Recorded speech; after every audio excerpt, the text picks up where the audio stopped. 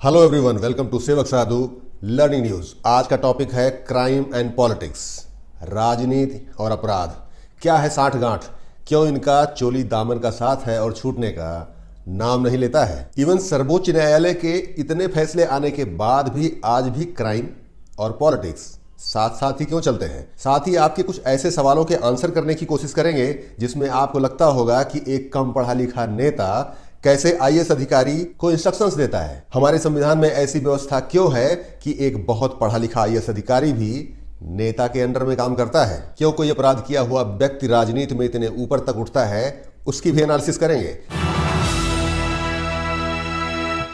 Subscribe now and press the bell icon. Never miss an update.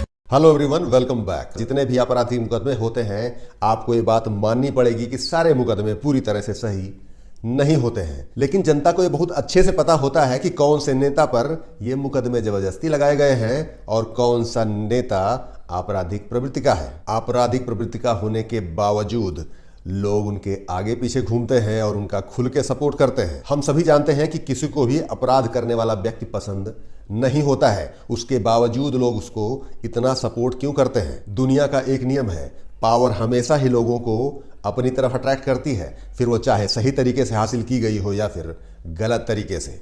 उसका एक reason ये है कि जो भी गरीब तबका है वो उस पावरफुल आदमी में अपनी सुरक्षा देखता है। एक गरीब आदमी सरकारी दफ्तर के चक्कर लगाते हुए उसकी जूतियां घिस जाती हैं, लेकिन वहीं अगर किसी आपराधिक प्रवृत्ति वाले बड़े माफिया जो कि आज नेता बन गया है, उसका फोन जाने से उसका काम चुटकियों में हो जाता है। ऐसी कंडीशन में गरीब तबके का ऐसे लोगों की तरफ अट्रैक्ट होना नेचुरल बात है। इसमें एक दूसरी कैटेगरी भी आती है। कुछ ऐसे लोग भी ऐसे आपराधिक प्रवृत्ति वाले नेताओं के साथ जुड़ना पसंद करते हैं जिनको खुद गलत तरीके से पावर हासिल करने और पैसा कमाने का शौक रहता है। यही दो रीजन है जिसकी वजह से आम पब्लिक ऐसे आपराधिक प्रवृत्ति वाले नेताओं की तरफ अट्रैक्ट होती है। जो भी व्यक्ति अपराध करता है वो राजनेता कैसे बन जाता है, क्योंकि उसके अंदर दो क्वालिटीज होती हैं। सबसे पहली क्वालिटी, उनके पास आम लोगों का ज्यादा सपोर्ट होता है। दूसरी इंपॉर्टेंट बात, उनके पास पैसे की कोई कमी नहीं होती। भारत की राजनीति में अपराध के बढ़ते दायरे को देखते हुए एक याचिका दायर की जाती है सर्वोच्च न्यायालय में, जिसमें सर्वोच्च न्यायालय फरवरी 2020 में एक महत्वपूर्ण निर्णय करता है, जिसमें सर्वोच्च न्यायालय ने कहा था कि हर उम्मीदवार के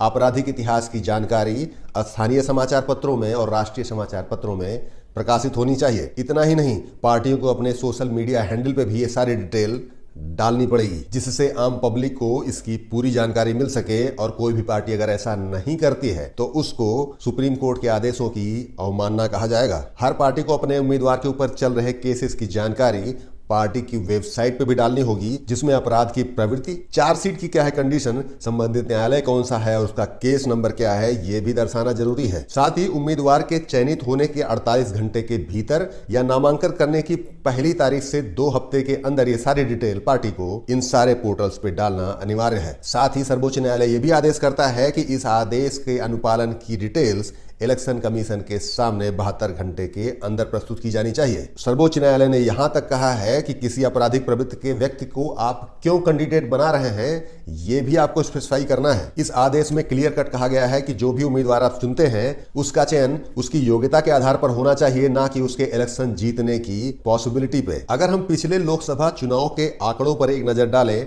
तो 2004 में संसद में 24% आपराधिक प्रवृत्ति वाले लोग थे, वहीं यह संख्या 2009 में बढ़कर 30% होती है और 2014 में 34% पहुंच जाती है। इतना ही नहीं, 2019 में यह ग्राफ बढ़ता है और 43% हो जाता है। 2009 में जहां आपराधिक मामलों वाले सांसदों की संख्या 76 थी, 2019 में यह बढ़ के 159 हो गई। अगर हम सीधे शब्दों में कहें तो 2009 से 2019 के बीच आपराधिक प्रवृत्ति वाले सांसदों की संख्या में 109% की वृद्धि हुई है। इसमें ज्यादातर मामले गंभीर अपराध वाले हैं, जिसमें हत्या का प्रयास, अपहरण और महिलाओं के प्रति अपराध के मामले हैं। अब हम थोड़ा डिटेल में जानते हैं कि ऐसी कौन सी क्वालिटीज हैं जिसमें अपराध किया हुआ व्यक्ति राजनीति में परफेक्टली फिट बैठता है।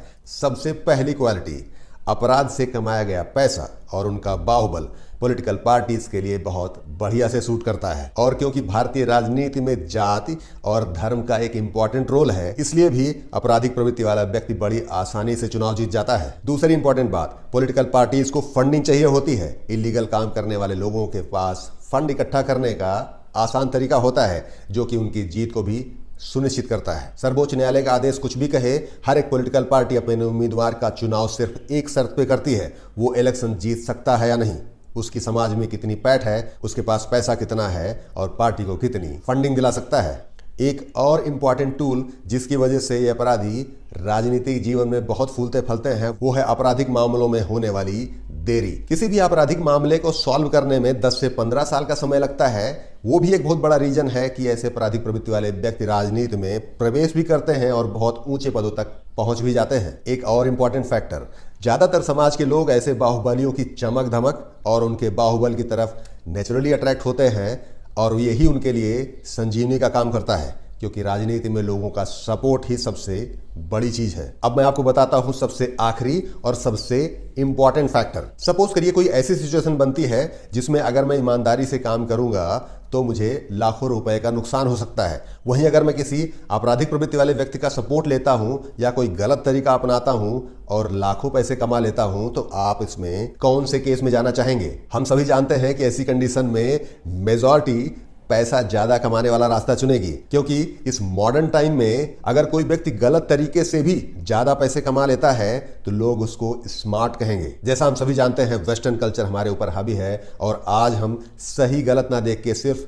रिजल्ट पे फोकस करते हैं। कोई भी आपराधिक प्रवृत्ति वाला व्यक्ति इलेक्शन जीत के आता है, हम उसका बढ़ चढ़ के सपोर्ट करते हैं और अपने खुद के फायदे के लिए उसको बार बार जिताते हैं। समाज में मोरल वैल्यूज का स्तर घटा है और लोग आज सिर्फ अपने स्वार्थ पे ध्यान देते हैं, फिर उसके लिए चाहे उन्हें किसी आपराधिक प्रवृत्ति वाले व्यक्ति को ही सपोर्ट क्यों ना करना पड़े। ऐसा नहीं है कि आपराधिक प्रवृत्ति वाले लोगों को पॉलिटिक्स में आने से रोकने के प्रयास नहीं किए गए हैं। 1990 में दिनेश गोस्वामी समिति ने कहा कि चुनावी खर्चों पर कंट्रोल किया जाना चाहिए, प्रचार का समय निर्धारित होना चाहिए, उम्मीदवारों की आयु सीमा भी तय की जानी चाहिए। इंद्रजीत गुप्ता समिति 1998, इनका कहना था कि राज्यों को चुनावी खर्चों का वहन करना चाहिए। 1999 में विधि आयोग की रिपोर्ट कहती है कि राज्य और केंद्र के सारे इलेक्शंस एक साथ किए जाने चाहिए। इतनी रिकमेंडेशन होने के बाद भी कोई इफेक्टिव तरीका अभी तक निकाला नहीं जा सका है। उसका सीधा कारण है पॉलिटिकल पार्टीज। जिनको नियम बनाने हैं वो खुद ऐसी एक्टिविटीज में इन्वॉल्व हैं, तो इनके खिलाफ कौन कार्यवाही करेगा? जैसा हम सभी जानते हैं, आज के समय में व्हाट्सएप और फेसबुक यूनिवर्सिटी पे बहुत सारी फेक न्यूज चलती है।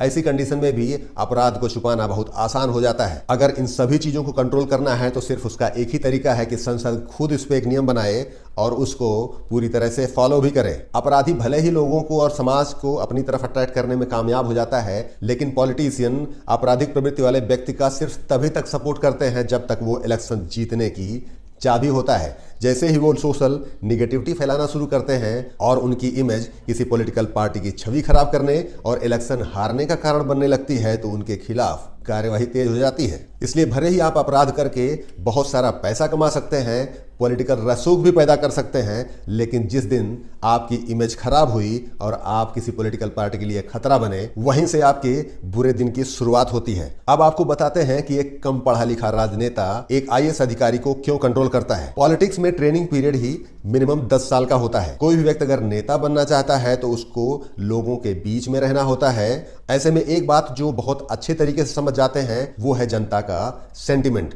लोगों को कैसे मैनेज करना है। बेसिकली पूरा तामझाम, पूरा लोकतंत्र और पूरा सेटअप सिर्फ लोगों को मैनेज करने के लिए ही बनाया गया है। पॉलिटिशियन क्योंकि लोगों की नब्ज को पहचानता है तो ये काम बहुत बढ़िया तरीके से करता है। भले ही हम आज राजनेता को ब्लेम करते हैं कि ये करप्शन करते हैं और हमारे देश का और टैक्स का दिया हुआ पैसा अपने ऊपर उड़ाते हैं, लेकिन उसके लिए भी कहीं ना कहीं परोक्ष रूप से हम और आप ही जिम्मेदार हैं। क्योंकि अगर हम करप्ट और आपराधिक प्रवृत्ति वाले व्यक्तियों को वोट देना बंद कर दें तो ये ऑटोमेटिकली ठीक हो जाएगा। अब क्योंकि नेता को जनता को कंट्रोल करना आता है, जनता को मैनेज करना आता है और जनता क्या चाहती है वो भी बहुत अच्छे से आता है, इसलिए लोकतंत्र में सबसे सुप्रीम पावर लीडर को दी गई है। भले ही आप पढ़ लिख के IAS बन जाइए, लेकिन पब्लिक को कैसे कंट्रोल करना है वो नेता से बढ़िया आप नहीं समझ सकते हैं, क्योंकि जनता ही सब कुछ है। इसीलिए नेता को संविधान में, खास करके लोकतांत्रिक देशों में, सुप्रीम पावर मिली हुई है।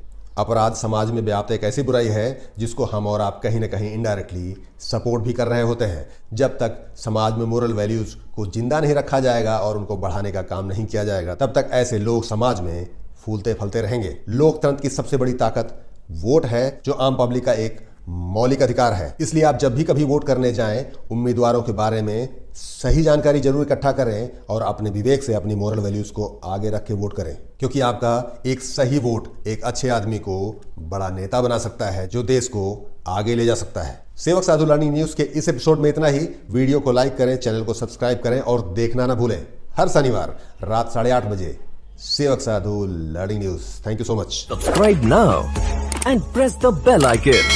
Never miss an update.